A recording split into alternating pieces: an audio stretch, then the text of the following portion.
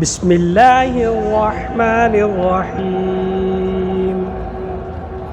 اللهم صل على سيدنا ومولانا محمد وعلى آل سيدنا ومولانا محمد صاحب التاج والمعراج والبراق والعلم، دافع البلاء والوباء والأعداء والظلماء والقحط والقرض والمرض والسقم والحزن والألم.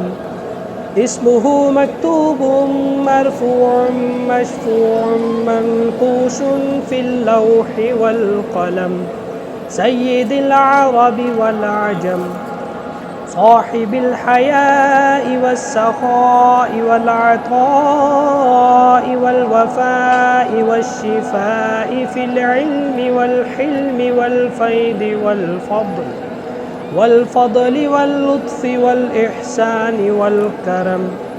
جسمه مقدس معطر مطهر منور في البيت والحرم، شمس الضحى بدر الدجى صدر العلا نور الهدى كهف الورى مصباح الظلم، جميل الشيم شفيع الأمم صاحب الجود والكرم.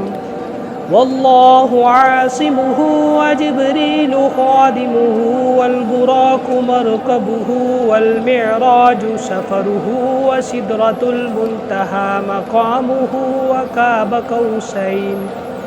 وكاب قوسين مطلوبه والمطلوب مقصوده والمقصود موجوده، سيد المرسلين خاتم النبيين شفيع المذنبين أنيس الغريبين رحمة للعالمين، راحة العاشقين مراد المشتاقين شمس العارفين سراج الثالقين مصباح المقربين، محب الفقراء والغرباء واليتامى والمساكين، سيد الثقلين نبي الحرمين إمام القبلتين وسيلتنا في الدارين، صاحب قاب قوسين محبوب رب المشرقين ورب المغربين،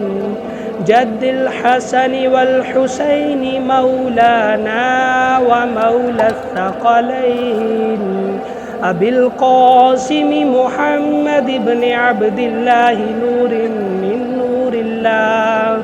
يا أيها المشتاقون بنور جماله بلغ العلا بكماله، كشف الدجى بجماله حسنت جميع خصاله، صلوا عليه وآله وسلموا تسليما.